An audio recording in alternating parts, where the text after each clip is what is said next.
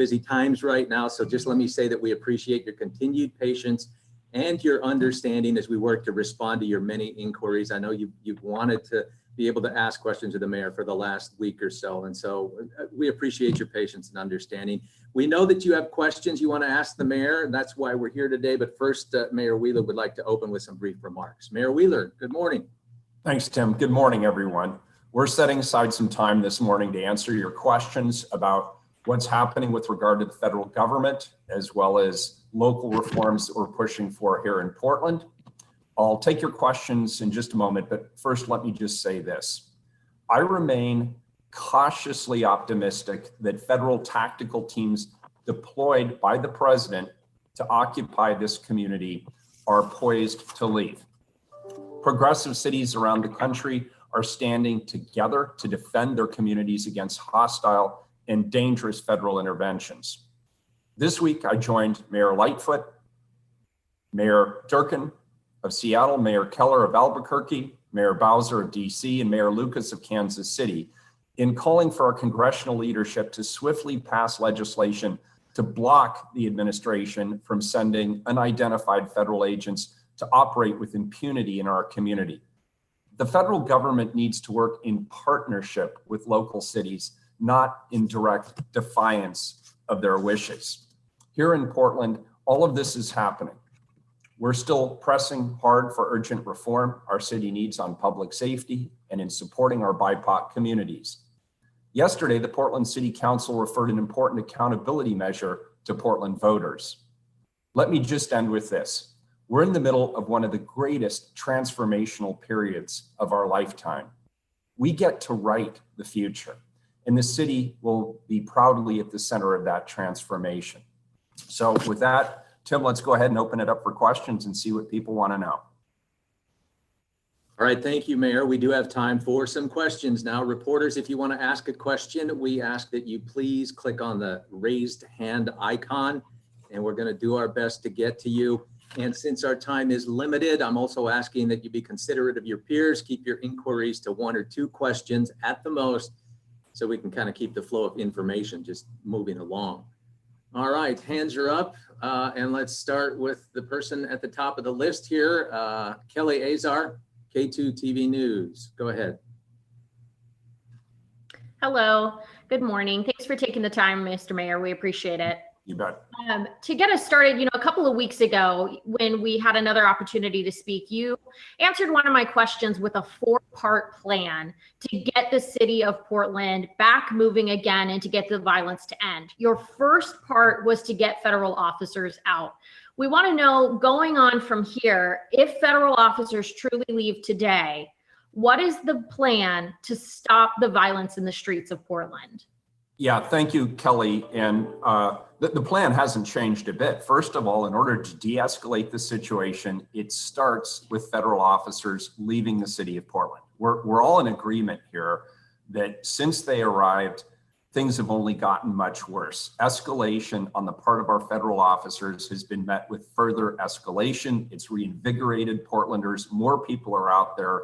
And frankly, for that small group of people engaged in illegal activity, it's also increased the violence and the vandalism. So step number 1 is getting the federal officers to leave. And I'm really appreciative of the leadership of the governor working with her federal partners to make that happen. And we're expecting that to start as soon as today. The next phase, of course, is de-escalating the situation here locally using state and local resources. And we now have the state police working with the Portland Police Bureau, working with Multnomah County and other law enforcement agencies to contain and de-escalate the situation here on our streets. The third phase of this is we need to clean the city up. And while that starts with the federal courthouse, there are other buildings downtown that are still marked with graffiti. There's a lot of boards that are still up. We need to clean the city up. And finally, we need to reopen it under phase 1 of the recovery plan put forth by the governor. We need our city to reopen, to re-engage. We need the time to heal. We need the time to allow people to come back downtown and experience the great downtown that people remember from just a few months ago. So that's the plan. I will also tell you this, Kelly, it's not going to just be about policing strategies. That's not going to end this. It's going to be ended by the community coming together and saying that the mass demonstrations that we've seen over many, many weeks, those demands have been heard, the demands have been understood. Our local, our state, and our federal office holders are making real progress on meeting those demands, and I feel very confident about that at the local level. And that will begin the process of healing. When people see that those of us in positions of power or influence have heard and understood what's being demanded and are taking concrete steps towards enacting those demands, that's when I believe we'll start to see an end to the nightly demonstrations. That doesn't mean people should take the pressure off. It doesn't mean that people won't continue to push us and hold us accountable, but I think you'll see the beginning of the end of the nightly demonstrations. And if you'll allow me one other question, when it comes to these demonstrations, we've seen them now obviously for 60 plus nights. We've spoken with community members, viewers, city leaders in the sense of faith leaders, all saying that this is really, these nightly violent acts are detracting from the Black Lives Matter movement. Do you feel like you've let down the city of Portland plus these groups who really are fighting for change by allowing this to go on for so long? Well, I want to be clear. I do not, and I have never endorsed or condoned violence or vandalism. So let's be crystal clear about that. And the Portland Police Bureau has used a strategy that I would describe as a containment strategy, followed by targeted arrests where they believe that they can make arrests safely.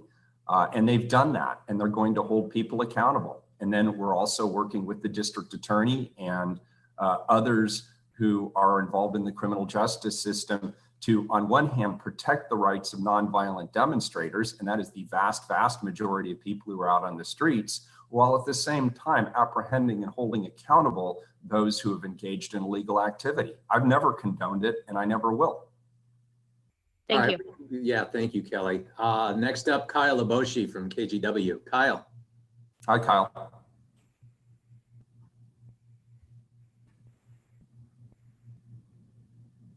Kyle, you're still muted. Can you unmute? Or Adam, do you have to do that? There you go. I apologize. There you go. Thanks for taking the time. Just wanted to ask, what will your directive be to Portland Police in potentially cooperating and coordinating with OSP as they protect the federal courthouse and also the federal protective services? Yeah, well, first of all, the governor has, well, let me take a step back. I met 2 days ago with the governor, with Commissioner Hardesty, with Travis Hampton, the superintendent of the Oregon State Police, and with Chuck Lavelle, who is the chief of police of the Portland Police Bureau. And collectively, they agreed that there would have to be some communication as we go through this transitional phase of the federal officers leaving and state and local law enforcement coming in. So the degree of communication, as I understood it, is around coordinating that handoff.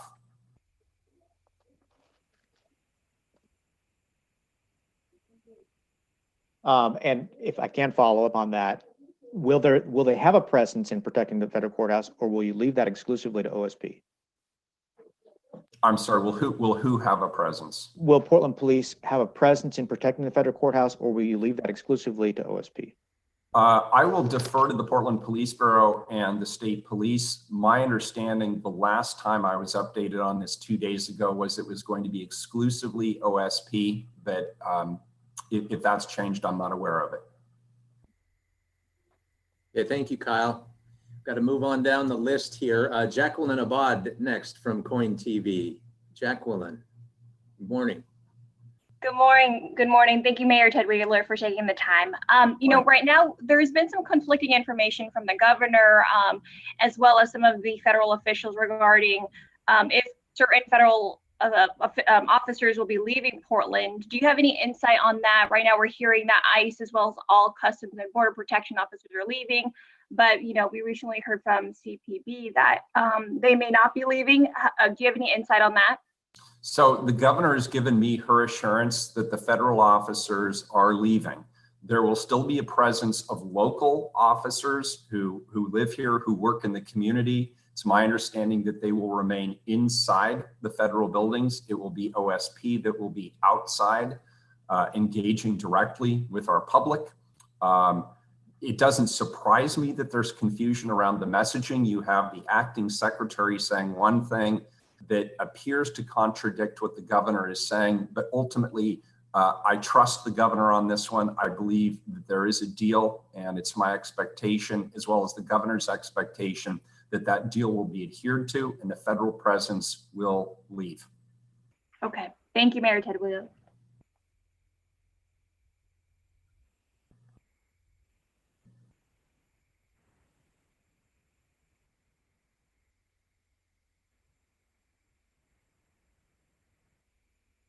Tim, I'm not hearing anything. Are you?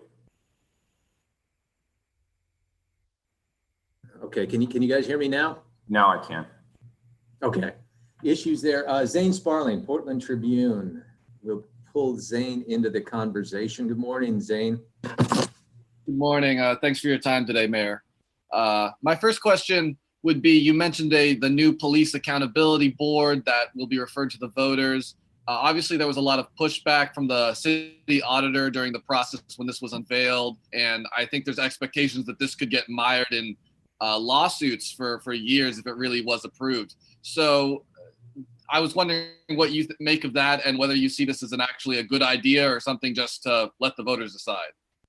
I think, number one, it's a good idea. And number two, yes, the voters should decide, because this gets at the core of the accountability mechanism, how they hold their police bureau accountable, and the oversight mechanism that the public will have for the police bureau going forward. And it absolutely should be up to the voters to decide. Now, having said that, I put a number of concerns squarely on the record yesterday. This is not a sure thing. There are a lot of complex questions that have not yet been answered, but I've been assured by Commissioner Hardesty and her team that over the course of the next several months, those questions around legality, around issues of collective bargaining, around issues of any state legislation that might need to take place, that those issues will all be resolved. So I'm going into this with my eyes wide open.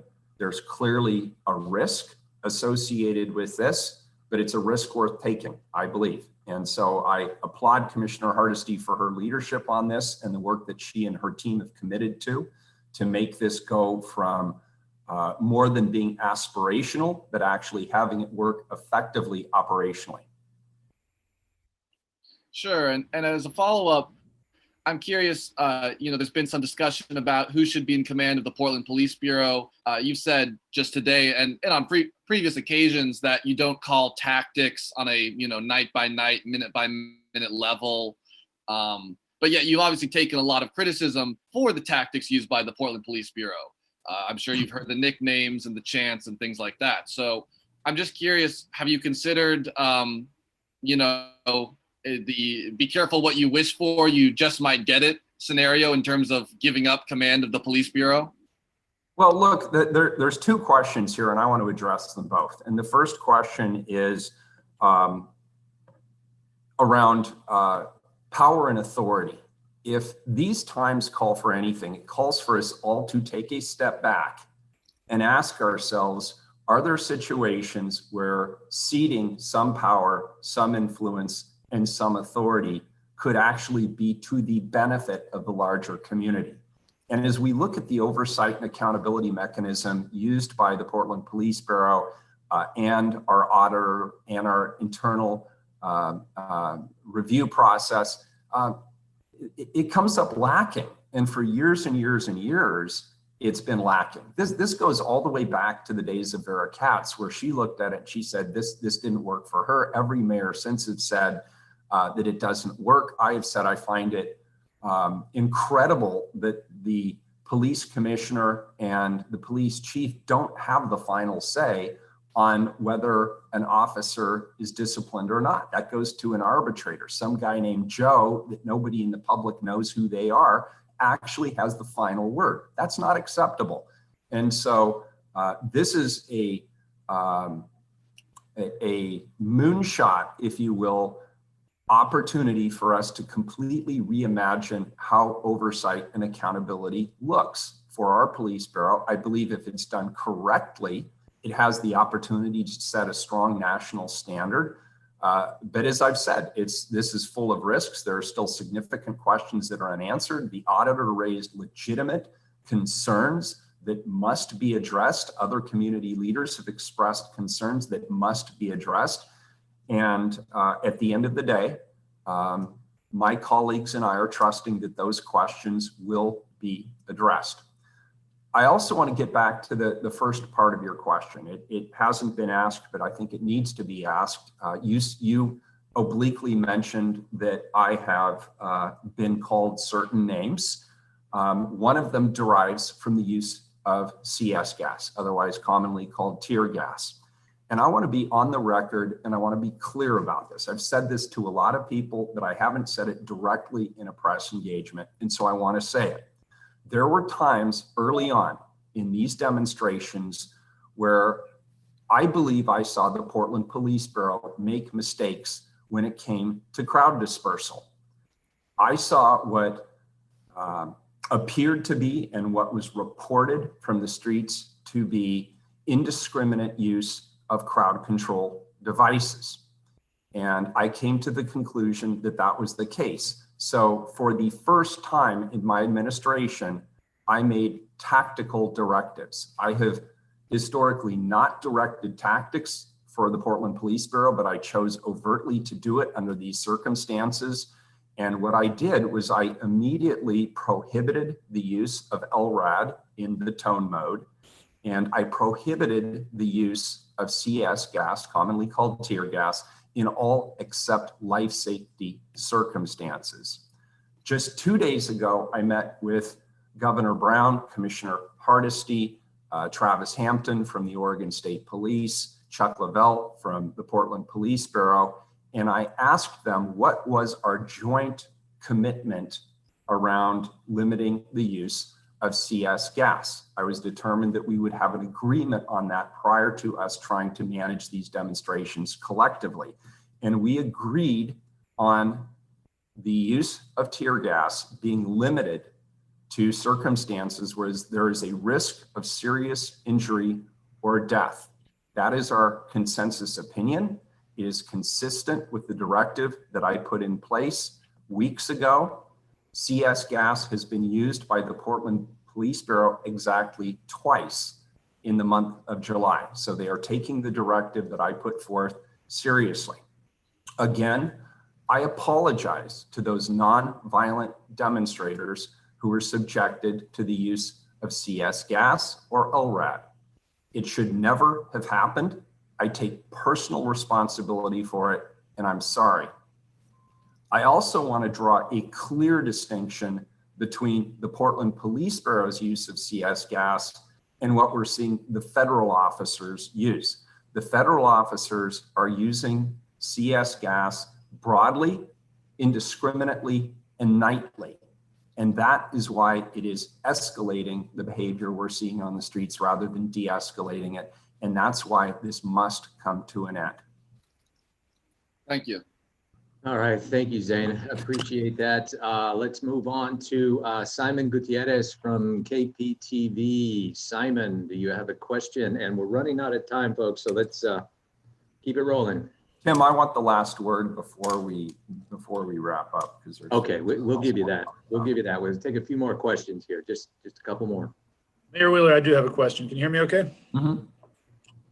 So yes, you've spent some time with the demonstrators in the crowd. You've been exposed to tear gas yourself. We haven't heard you say a lot about it. Can you talk a little bit about that experience? And the big question is, I think a question on everyone's minds.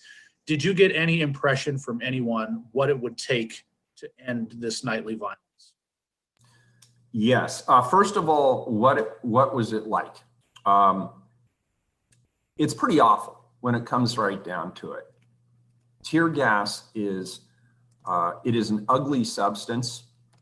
It is very hard to use it in a targeted way, and that's why the governor and Commissioner Hardesty and myself and the state police and the police bureau agree it should only be used in very limited circumstances, the threat of serious injury or loss of life.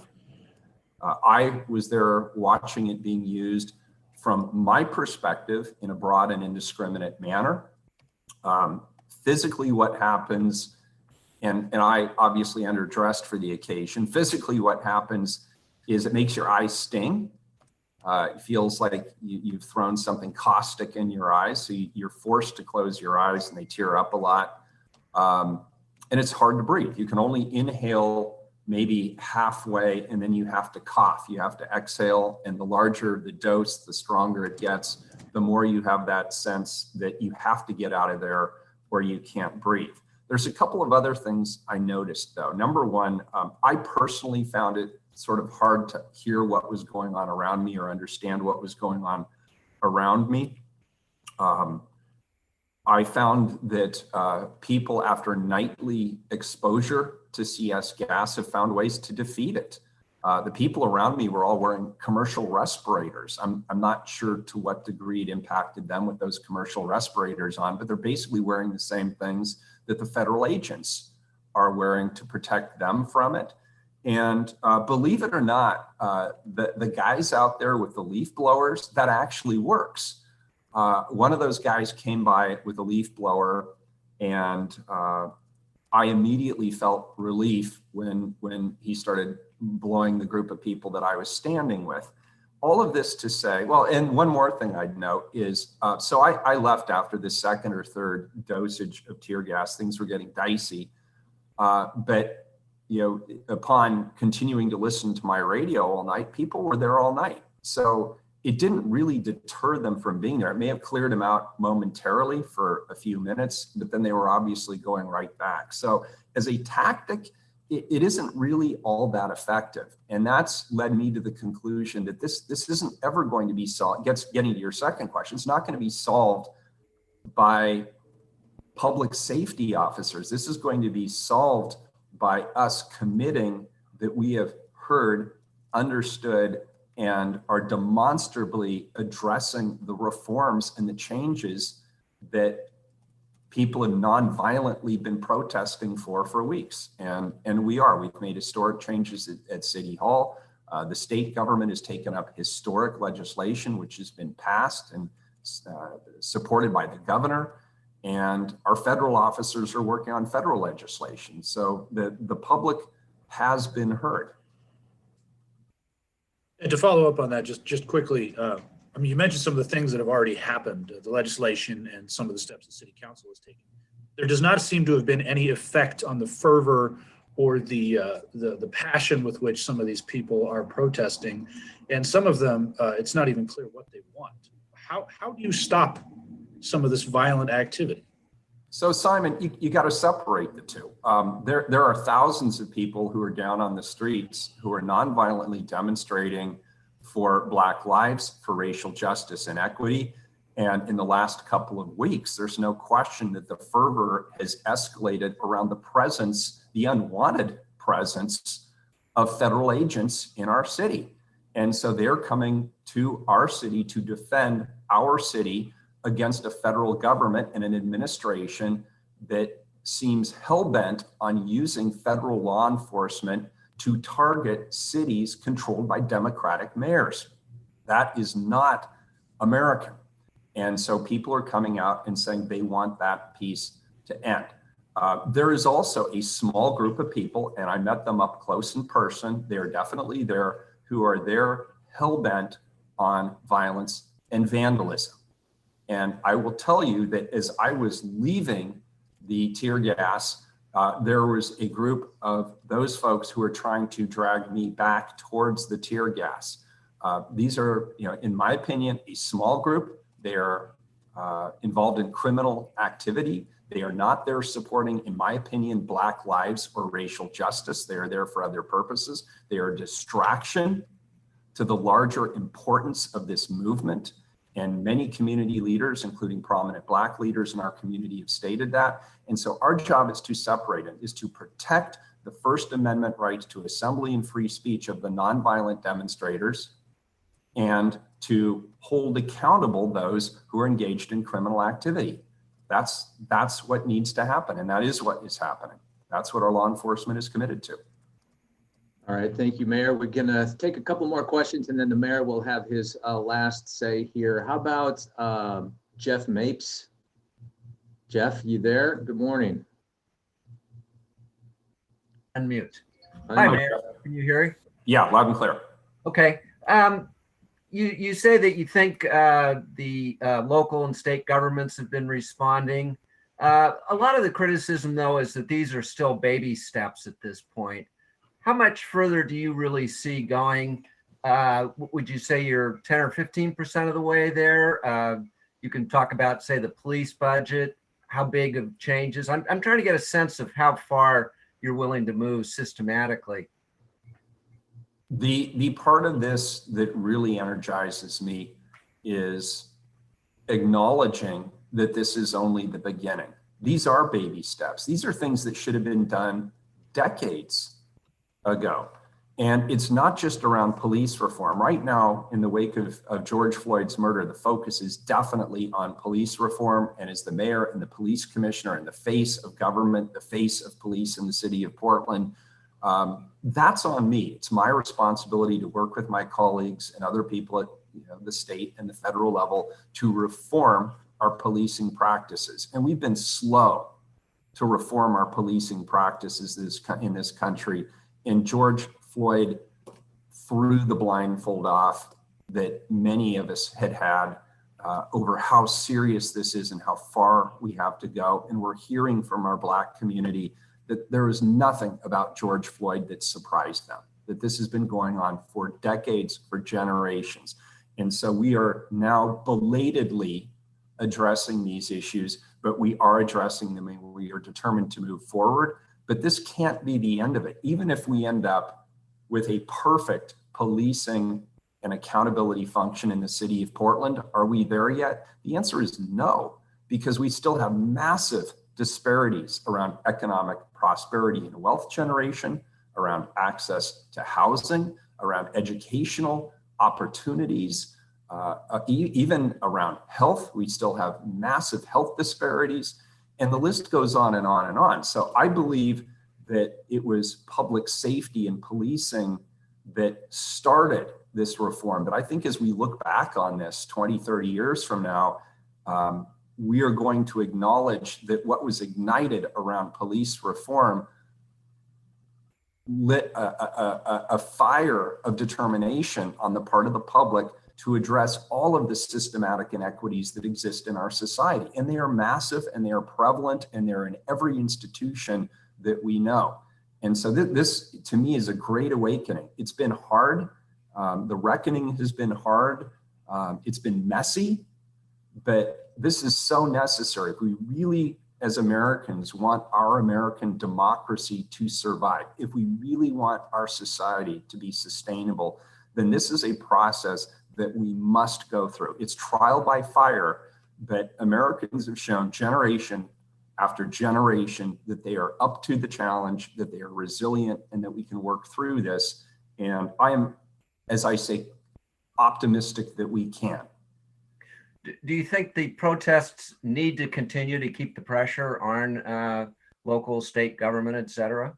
I believe nonviolent protest it has many manifestations, and I do believe that there has to be constant pressure applied constantly in order to hold everybody accountable. Look, Americans have ridiculously short attention spans. I think we can cop to that. And I hope this isn't a moment. I hope this really is a long-term movement towards true racial justice and equity. And my current thinking is it's that deep. This will go on for many, many years. I don't think you'll see the nightly demonstrations of the kind we've been seeing, but I think you will see more engagement by the public.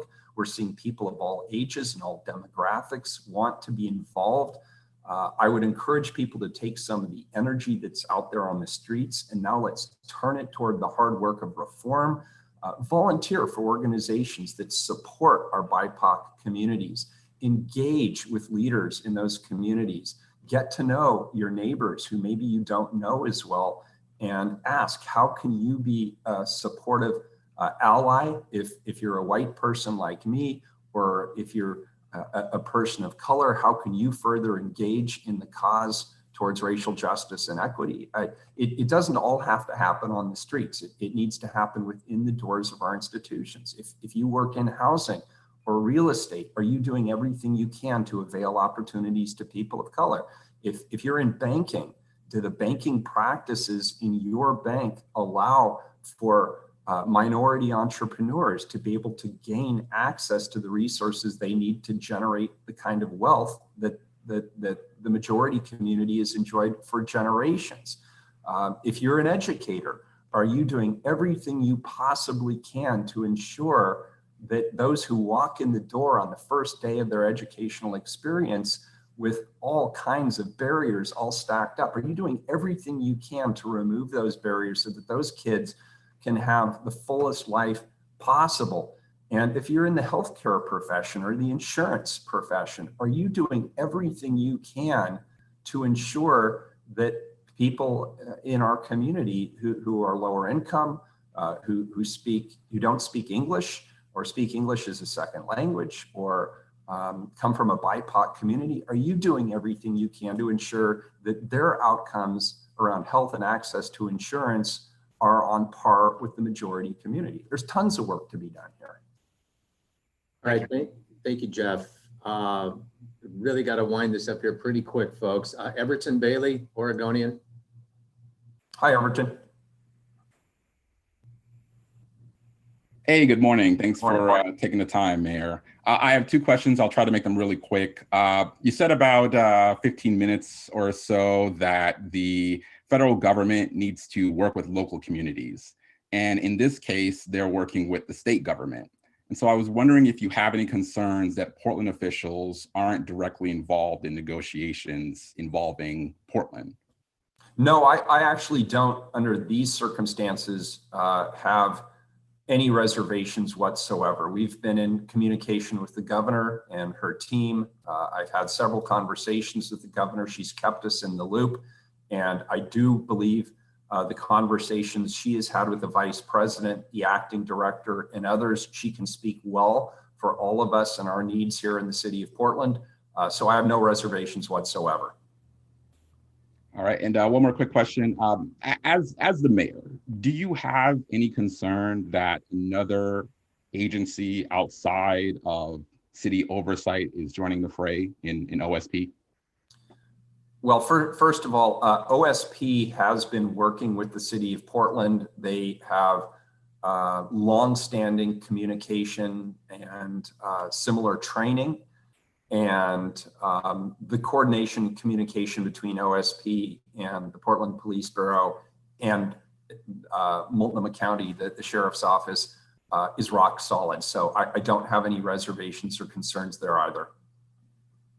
Thank you. And in fact, Everton, I have invited OSP to the table on more than one occasion. Everton, thank you. Thank you. Blair Stenbeck with the Mercury. Blair, you have a question? Hi, Blair. Okay, can you hear me now? Loud and clear. Okay, thanks. So you mentioned that OSP would only use tear gas in specific circumstances. I'm wondering if you've worked out a similar standard on other uses of force we've seen, such as impact munitions or bull rushing crowds. And is it your hope or expectation that state troopers will do a better job at de-escalating tensions than PPV has done? My hope is that we will all do an outstanding job of de-escalating tensions. As I mentioned, Blair, I made my first tactical directives as police commissioner regarding specifically LRAD and CS gas. CS gas has only been used twice during the month of July under very limited circumstances. The governor, Commissioner Hardesty, myself, the state police, and the Portland Police Bureau have agreed on a unified standard around the risk of serious injury or death. And the superintendent of the OSP and the chief of the Portland Police have agreed to that standard, support that standard, and are implementing that standard. All right, thank you, Blair. Rosemary Reynolds from KXL. Hi, Rosemary. How are you today? Rosemary, you're still muted. Still muted.